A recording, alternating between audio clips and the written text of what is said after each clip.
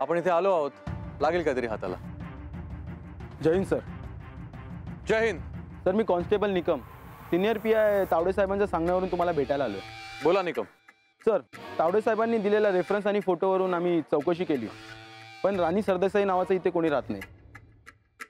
राहत नसलं तरी तिचं येणं जाणं, नातेवाईक वगैरे तसं काही नाही सर, आणि तसं काही आढळलंही नाही. बऱ्याच वर्षापूर्वी इकडच्या शाळेत एक मुलगी होती आणि तिची आई त्या शाळेत शिक्षिकाही होती. तर मला काय वाटतं की त्या फॅमिलीचा आणि सरदेसाईंचा काही संबंध असावा. कशावरून? सर, ते सगळं आम्हाला माहिती नाही, पण साहेबांनी आम्हाला एवढंच सांगायला सांगितलं. त्यांचं नाव काय होतं? पुराणिक. माधव आणि सुशीला पुराणिक असं त्यांचं नाव आहे. आणि सुशीला पुराणिक या कन्या शाळेत शिकवायच्या. कन्या शाळेत? बरं शेलार सर. हेमाणे सर. ह्या नावाच्या बाईंचा पत्ता शोधा. काम करा, तुम्ही पुढे व्हा, मी ह्याच्याबरोबर या गावाची जरा माहिती काढतो. हो सर. Yes sir. हेमाणे या. बरं मला सांगा,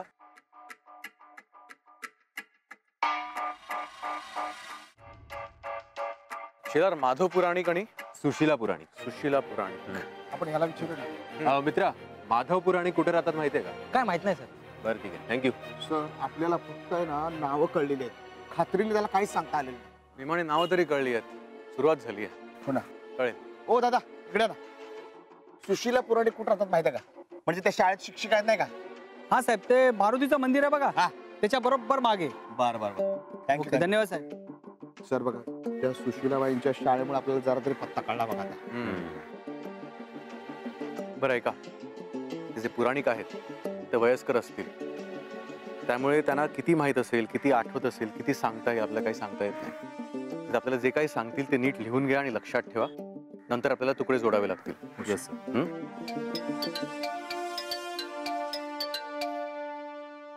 सर, आम्ही तोपर्यंत त्या पाण्याच्या टपरीवर आम्ही जरा विचारतो. शेलार या. बघा चला. आलो सर. बोल नेहा. कसा आहेस? मी बरं आहे, तू कशी आहेस? मी पण ठीक आहे. जेवलास ना?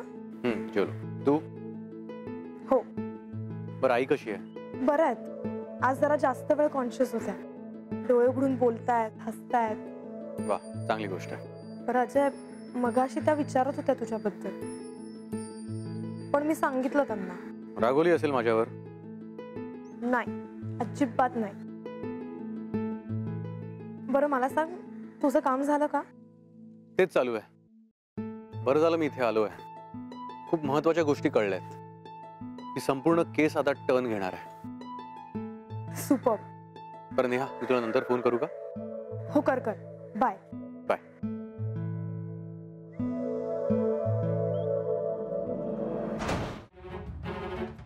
कळलं? ती आम्हाला मेली आहे. आमचा तिचा काही संबंध नाही. तिचं तोंड बघायची माझी इच्छा नाहीये. माझ्या अंत्यदर्शनालाही तिने येऊ नये अशी माझी शेवटची इच्छा आहे. अहो काय बोलताय, नका असं बोलू. इन्स्पेक्टर साहेब, त्या फोटोतल्या बाईशी आमचा काही संबंध नाही. आमची मुलगी 15 वर्षापूर्वी हे घर सोडून गेली, त्यानंतर तिचा आमचा संबंध संपला, यापुढेही नसेल. आपल्या मुलीशी संबंध तोडण्यासारखं काय झालं होतं नेमकं? लाज आणली होती हो तिने आम्हाला. तिच्याविषयी अभिमान वाटावा असं काही केलंच नाही तिने. गेल्या 15 वर्षात 4 घरं बदलली आम्ही. तिच्या ओळखीचे संबंधित कोणालाही भेटायला नको असं वाटायचं. पण असं काय केलं तिने? हो, काय केलं नाही विचारा. ही अशी मुलगी आमच्या घरात जन्मालाच कशी आली कोण जाणे. आम्ही संस्कारात कमी पडलो का कुणाची दृष्ट लागली आमच्या घराला, काही कळलंच नाही. आम्ही साधी देवभोळी माणसं होतो. या मुलीने आमच्या 7 पिढ्यांना बट्टा लावला. खूप हुशार होती हो आमची लेक. पहिली काही वर्ष शाळेत वर्गात नेहमी पहिली असायची. सगळ्यात हुशार, अभ्यासात, खेळात वक्तृत्व स्पर्धेत सगळ्यात पहिली. पण पुढे पुढे हेच सगळं तिच्या डोक्यात जायला लागलं. वयात यायला लागली तशी लोकांच्या नजरा तिच्यावर पडायला लागली. आम्हाला खूप काळजी वाटायची. आई वडील होतो ना आम्ही. खूप देखणी होती आमची मुलगी. पण नंतर तिचा पायच एका जागी ठरे ना. सतत बाहेर भटकायची. रात्री उशिरा उशिरा घरी यायची. रोज कोणीतरी सांगायचं, आज ह्याच्या बरोबर पाहिलं, उद्या त्याच्या बरोबर पाहिलं. एक दिवस मी तिला खूप मारलं, खूप मारलं, खोलीत डांबून ठेवलं.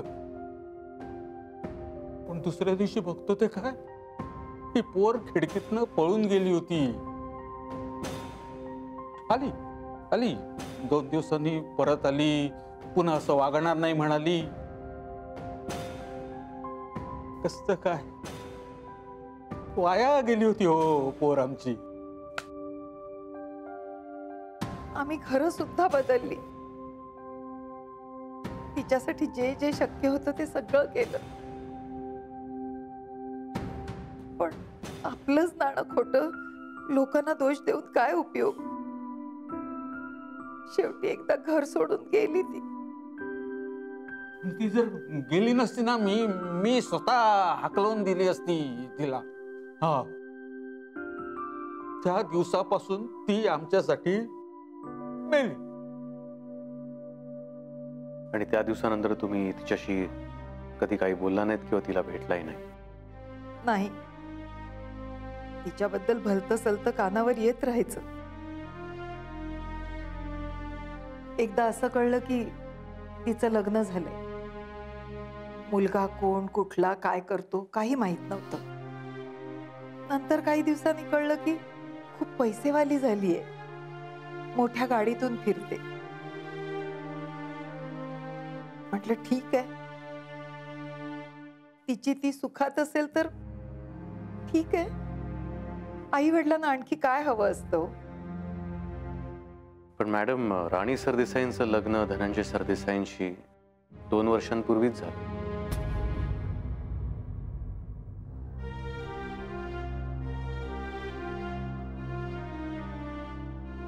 आम्हाला काहीच कल्पना नाही याच्याबद्दल.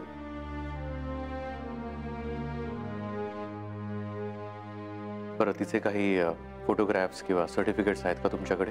नाही, आम्ही काहीही घरात ठेवलं नाही. ती गेल्यावर आम्ही तिच्या नावाने आंघोळ केली आणि तिची सगळी कागदपत्र, फोटो जमिनीत पुरून टाकले. तिचा चेहरा सुद्धा डोळ्यासमोर यायला नको होता आम्हाला. तरी काही असेल का? आठवून बघा. नाही, काहीही नाही. आहे.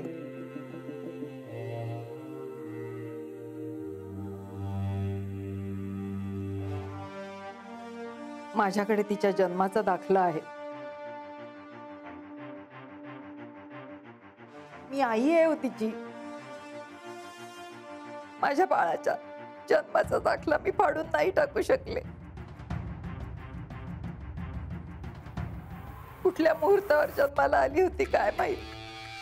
तुम्ही आम्हाला ते देऊ शकता का? उद्या फायनली आपल्या बँकेत पैसे येणार. हे बँकेच्या अकाउंटचं काय करायचं? हे सगळं मी बघतो. तर पण मला असं वाटतं की राणी सरदेसाई आता आपल्या टप्प्यात आल्या आहेत. आणि सर, मला खात्री आहे की ही बाई आपल्याशी खोटं बोलते आहे आणि राणी सरदेसाईंची ह्या केसमध्ये कुठल्या तरी प्रकारची इन्व्हॉल्वमेंट नक्कीच आहे.